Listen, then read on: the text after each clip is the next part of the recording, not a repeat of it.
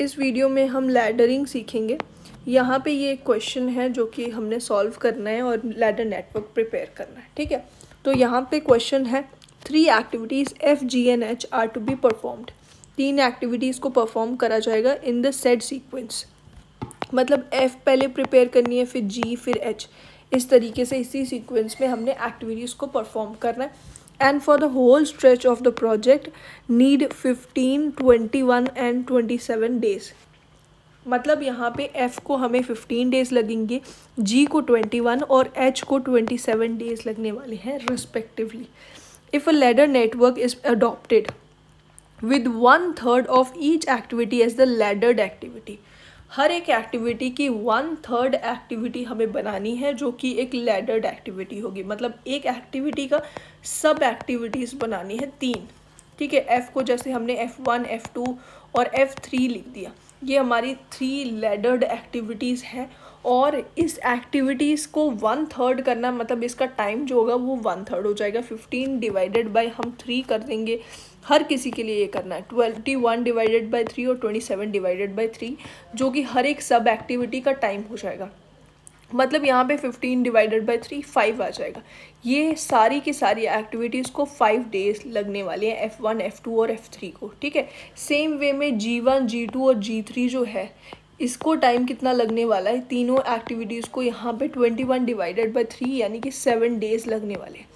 फिर H1, H2 और H3 में हम जब डिवाइड करते हैं तो 27 डिवाइडेड बाय 3 यानी कि 9, 9 और 9 डेज हमें तीनों एक्टिविटीज़ को लगेंगे। तीनों एक्टिविटीज़ को 9 डेज लगेंगे। फिर उसके बाद हमने क्या करना है, the saving in the total project time in days will be. अगर हम ऐसा प्रिपेयर करते हैं लैडर नेटवर्क इन सब एक्टिविटीज़ से, सब एक्टिविटीज़ या फिर लैडर्ड एक्टिविटीज़ की हेल्प से, तो उस लैडर नेटवर्क की वजह से हमारा कितना टाइम सेव होता है वो हमें पता करना है। पहले तो हमारा टोटल टाइम यहाँ पे लग कितना रहा है, total project time is equals to यहाँ पे ये है 15 + 21 + 27, ठीक है। ये आ जाता है 63 डेज। इतना टाइम हमारा इस वाले सीक्वेंस से लग रहा है, FGH वाले सीक्वेंस से हमारा लग रहा है। लेकिन अब हम क्या करेंगे, अब हम लैडर नेटवर्क प्रिपेयर करेंगे, क्योंकि हमारे पास है F1, F2, F3 ऐसे करके सब एक्टिविटीज़ हैं। तो टोटल हमारे पास 9 एक्टिविटीज़ हैं, ठीक है। सबसे पहली जो एक्टिविटी है, क्योंकि F सबसे पहले आ रहा है तो F1 एक्टिविटी सबसे पहले आ जाएगी। अब F1 एक्टिविटी जो है वो ख़त्म हो जाती है 5 डेज़ में, ठीक है। 5 डेज़ इसका टाइम था। अब 5 डेज़ के बाद क्या है कि F1 के बाद अब F2 भी स्टार्ट हो सकती है एक्टिविटी, और इसके साथ साथ जैसे ही F1 ख़त्म होती है, इसके साथ साथ हमारी जो G1 एक्टिविटी है ना वो भी स्टार्ट हो सकती है, ठीक है।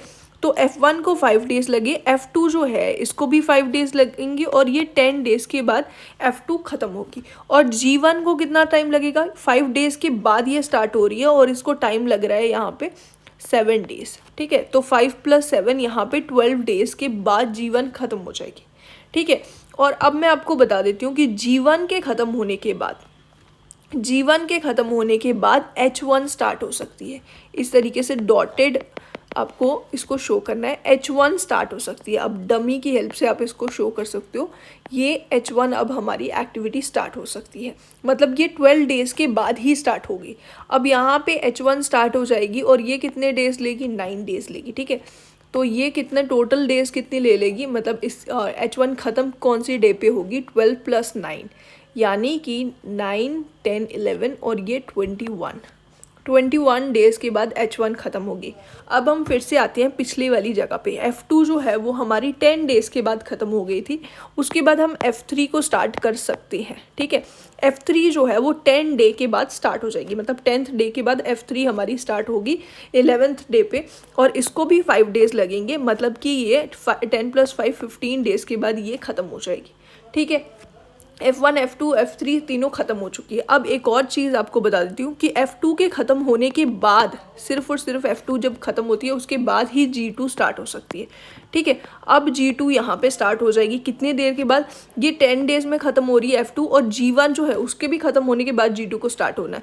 तो मतलब G1 को 12 डेज़ लग रही है, इसको ज़्यादा डेज़ लग रहे हैं, लेकिन G1 के ख़त्म होने के बाद ही G2 स्टार्ट हो सकती है। इसका मतलब टोटल 12 डेज़ के बाद G2 स्टार्ट हो पाएगी, क्योंकि उसको F2 के ख़त्म होने का वेट करना और G1 के ख़त्म होने का वेट करना है, ठीक है।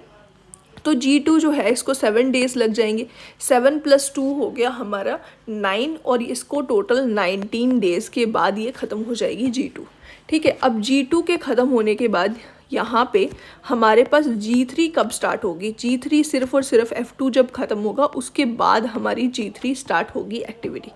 F2 एक्टिविटी हमारी 15 डेज़ के बाद ख़त्म हो रही है, और हमारी G2 एक्टिविटी 19 डेज़ के बाद ख़त्म हो रही है। इसका मतलब G3 जो है वो 19 डेज़ के बाद ख़त्म होगी, स्टार्ट होगी, 19 डेज़ के बाद स्टार्ट होगी और 7 डेज़ ये लेगी, ठीक है। तो इसका मतलब ये 25 डेज़, हमारी 25 डेज़ पे जाके G3 एक्टिविटी जो है वो ख़त्म होगी। अब यहाँ पे हम G3 एक्टिविटी ख़त्म हो चुकी है, अब हम H2 की बात करते हैं। G2 के ख़त्म होने के बाद H2 स्टार्ट होगी, G2 के ख़त्म होने के बाद H2 स्टार्ट होगी, और इसके साथ साथ H1 के ख़त्म होने के बाद भी H2 को स्टार्ट होना है। मतलब इन दोनों के टाइम को हमें कंसिडर करना है।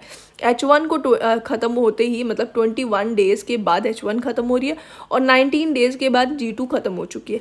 इसका मतलब H2 हमारी 21 डेज़ के बाद ही ख़त्म हो सकती है, और इसको 9 डेज़ लग रहे हैं। इसका मतलब ये 30 डेज़ के बाद ही H2 जो है हमारी एक्टिविटी ख़त्म हो पाएगी। इसको लगेंगे टोटल 30 डेज़, मतलब एक यहाँ तक पहुँचने में, ठीक है। अब H2 हमारी ख़त्म हुई 30 डेज़ के बाद। अब यहाँ पे H3 को स्टार्ट होने के लिए हमें G3 जो है उसको ख़त्म करना पड़ेगा। जब तक G3 ख़त्म नहीं हो जाती उससे पहले H3 जो है वो स्टार्ट नहीं हो सकती, ठीक है। H3 हमारी स्टार्ट होगी। अब यहाँ पे 25 डेज़ है और यहाँ पे 30 डेज़ है। इसका मतलब H3 जो है इसको 9 डेज़ लगने वाले हैं, तो यहाँ पे ये 30 डेज़ के बाद ही स्टार्ट हो पाएगी H3।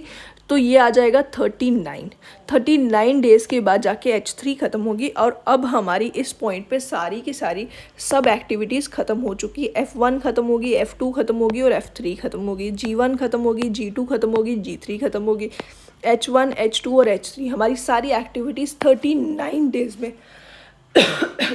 39 डेज़ में हमारी सारी एक्टिविटीज़ ख़त्म हो चुकी हैं। इसका मतलब हमें टोटल ऐसा करने से लैडर नेटवर्क जब हम प्रिपेयर कर रहे हैं तो हमारे टोटल 39 डेज़ हमें लग रहे हैं, और जबकि हम जब सीक्वेंस वाइज इन एक्टिविटीज़ को कर रहे थे विदाउट प्रिपेयरिंग सब एक्टिविटीज़ तो हमें 63 डेज़ लग रहे थे। अब हम माइनस कर सकते हैं कितना टाइम हमारा सेव हुआ। Saved time is equals to हमारे 63 डेज़ इन जनरल लग रहे थे, और जब हमने लैडर नेटवर्क पर प्रिपेयर करा तो 39 डेज़ लगे, ठीक है। तो ये हमारे पास आ जाएगा 24 डेज़, ठीक है। इतना टाइम हम लोगों ने